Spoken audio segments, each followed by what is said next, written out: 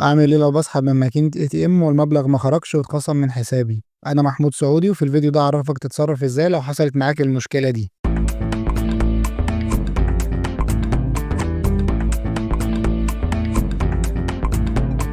أولًا سبب المشكلة هنا بتحصل عادةً بسبب خطأ في الماكينة اللي بتسحب منها أو تحديثات خاصة بالبنك، والإجراءات اللي لازم تعملها بتختلف حسب البنك ونوع الماكينة.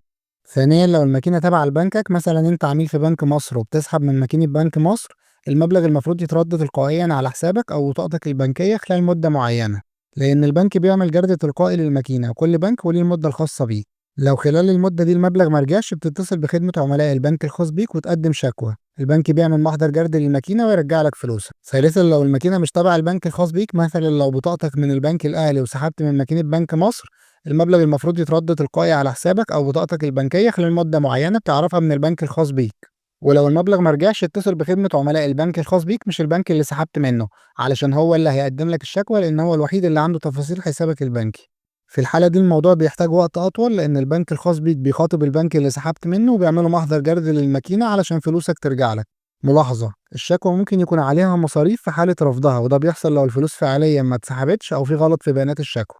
ولو حصلت معاك المشكلة ما تحاولش تكرر عملية السحب أكتر من مرة لتجنب خصم أي مبلغ إضافي من حسابك، واحتفظ بإيصال السحب لو طلع وراقب حسابك البنكي. في بعض الناس بتكون فاكرة إن الفلوس ممكن تطلع للي هيسحب بعده، حابب أطمنكم ما تقلقوش، طالما الماكينة جاهزة إن هي تستقبل كارت تاني فلوسك عمرها ما هتطلع للي بعدك. لو حصل معاك الموقف ده قبل كده احكي لنا في الكومنتس اتصرفت ازاي، ولو عجبك الفيديو اعمل لايك واشترك وابعت الفيديو لكل اللي يهمك علشان يستفيد. شكرا ليك والسلام عليكم ورحمة الله وبركاته.